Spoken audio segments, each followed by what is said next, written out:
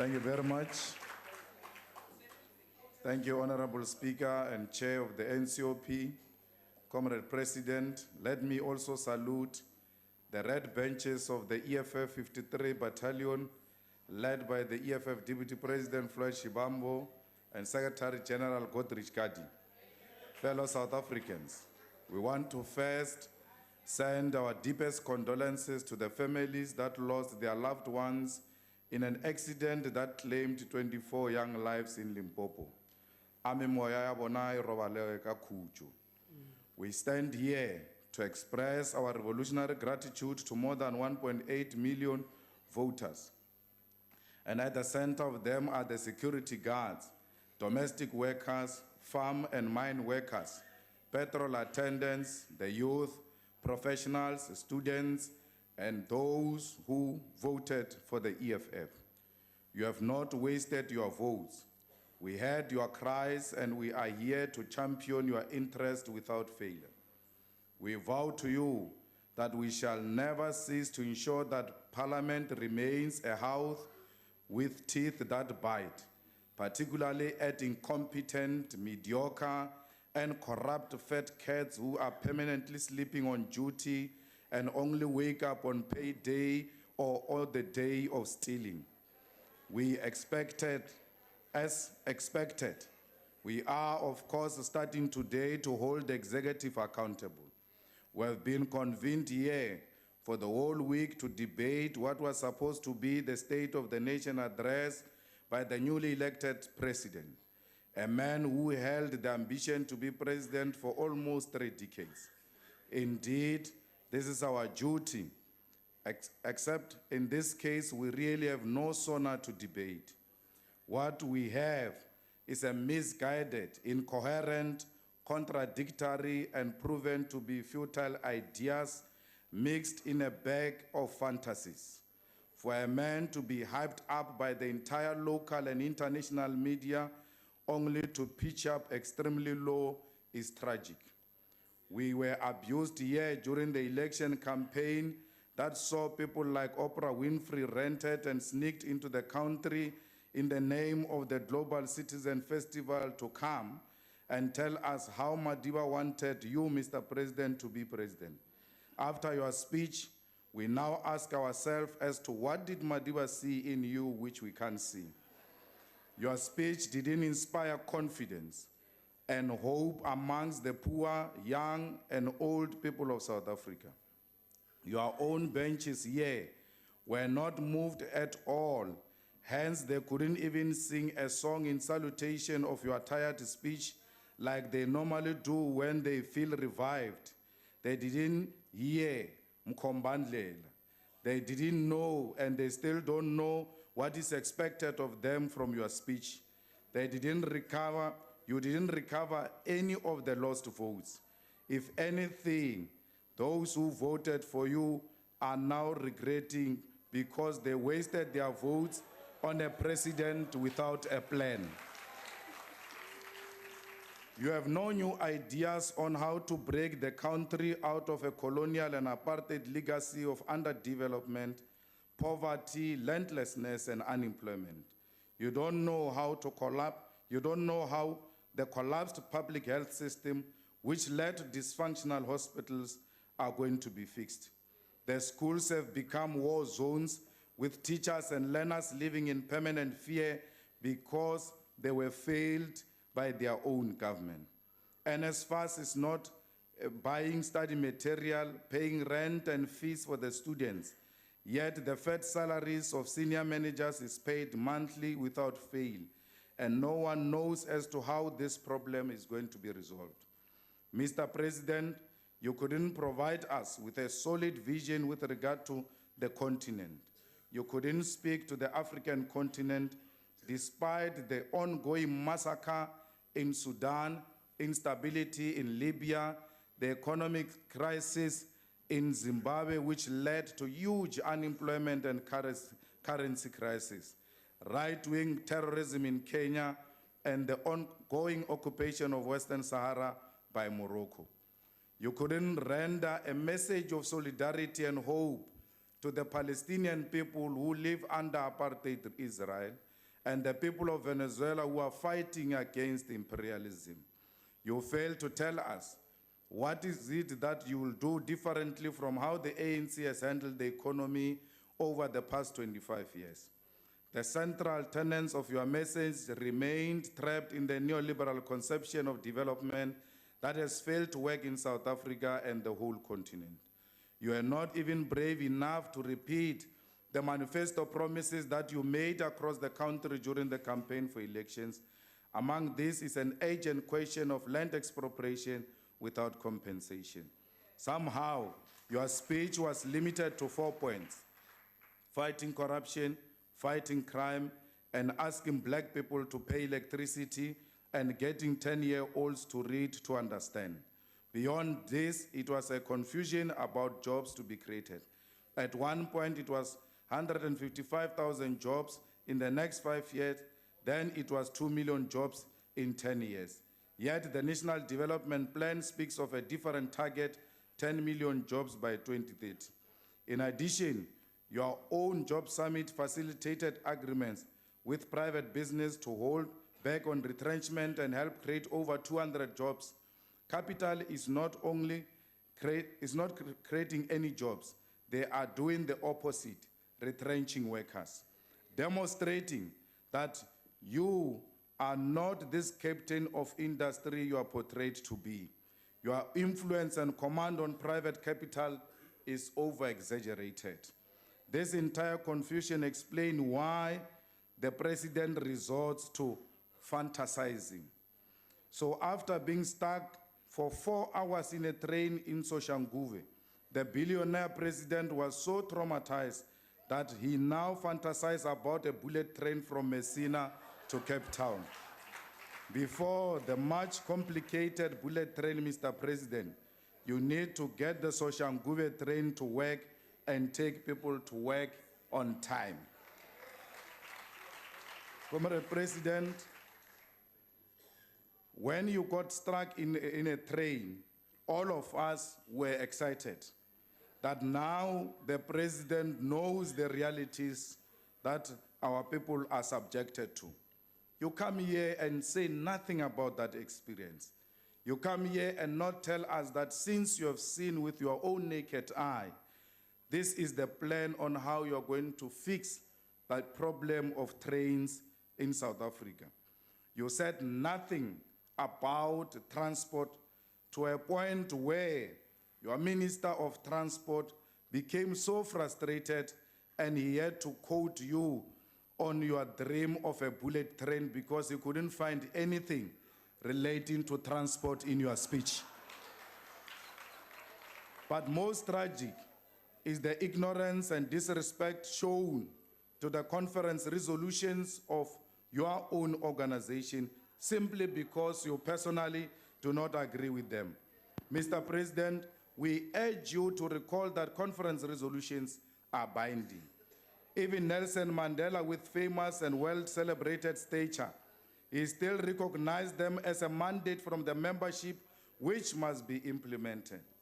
So let us remind you that on page 31, resolution 15 under the economic transformation section, the resolution reads, expropriation of land without compensation should be amongst the key mechanisms available to government to give effect to land reform and redistribution. On page 32 of your own resolution, resolution 29 of the economic transformation section reads, it is, however, a historical anomaly that they are private shareholders of the Reserve Bank. Conference resolves that the Reserve Bank should be 100% owned by the state. This is the same document which includes the election outcome of the leadership, including your own election as a president, which shows that the election of leaders is as important as the resolutions on policy. We were taught as young leaders in the Youth League by Malema that you must respect your own decisions or risk rendering the collective structure that took them irrelevant. He also taught us of the necessity you have to translate your conference resolution into a program of action. But the document in your own organization called The Eye of the Needle, a document about the caliber of leaders that must lead your movement, who are told once a decision has been taken on the basis of the majority views, it binds everyone, including those who held a contrary view. You will therefore recall that because of this principle, although Chris Hani was very angry at the decision to suspend the armed struggle, once a resolution was affirmed by the higher structure, it was binding. He had to go around the country and explain it to others as if it was his own view. Mr. President, in 2018, SONA, you came here and said, guided by the resolution of the 54th National Conference of the governing party, the approach to the land reform will include expropriation of land without compensation. In January this year, you repeated and said, we will support the work of the Constitutional Review Committee tasked with the review of Section 25 of the Constitution to set a provision of expropriation of land without compensation. Now that you have been elected, you turn your back on the promises you made to the electorate because you undermine our people like that. Last week, you have completely retreated on expropriation of land without compensation and nationalization of the Reserve Bank. But let us warn you, if you do not respect the resolution of your own conference, imagine what message you are sending to those who did not want you to be the president. You are saying to them that the decision or the outcome of you being elected as a president is not binding, since all other decisions taken in the same conference are not binding. What is the state of our country today, President, is unemployment, which has reached a new high level of 27.6%, meaning over 9.9 million young people are unemployed in South Africa. We must create jobs, because when you say you are going to create 2 million jobs in 10 years, you are simply saying to almost more than 7 million young people that you are not going to get jobs for the next 10 years. That's why you are saying 2 million. An honest president would have said, even if you elected me, the 7 million of all of you will not get jobs because I've got no plan to create jobs. Comrade President, it must be made clear that the crisis in higher education will not be resolved, particularly under the new leadership of the Department of Higher Education. It has got no capacity. It has demonstrated before that it doesn't have the interest of black child at heart. Let us warn you that this free education you have promised our people is not being delivered. There are no proper libraries.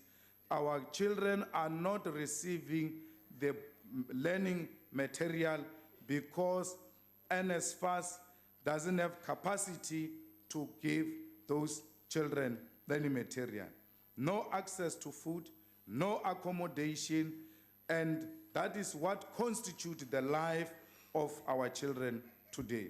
So, Comrade President, we don't need an ample free education.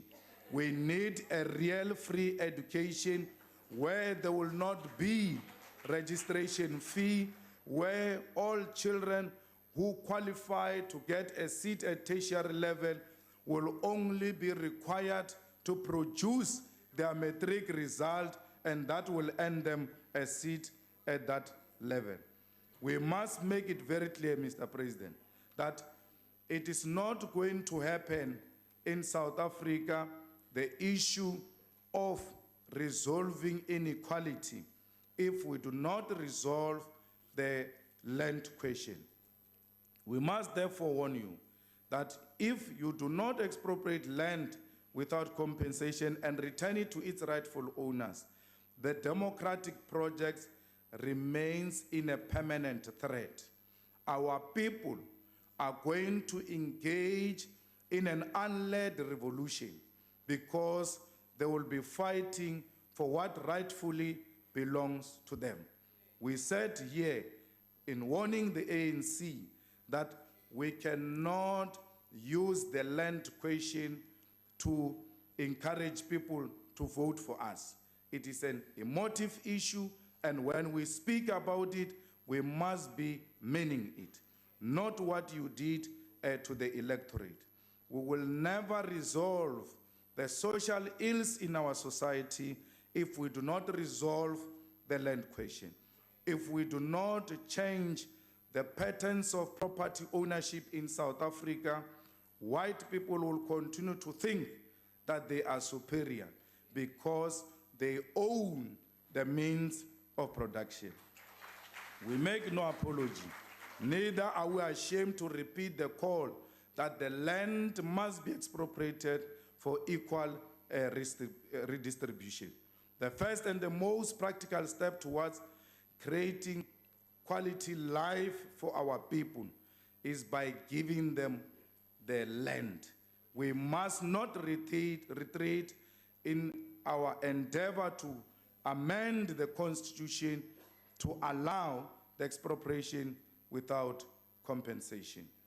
Mr. President, we will not win a fight against corruption if the president is involved in allegation of money laundering. We want the president to come clear, that to explain and take the country into confidence as to who are the people who donated money in the CR17 campaign and what do they stand to benefit. I'm not even sure if your party policy allows that you must set up a fund to finance a campaign if you want to become this or that in your own party. We need the names, not leaked documents, Mr. President.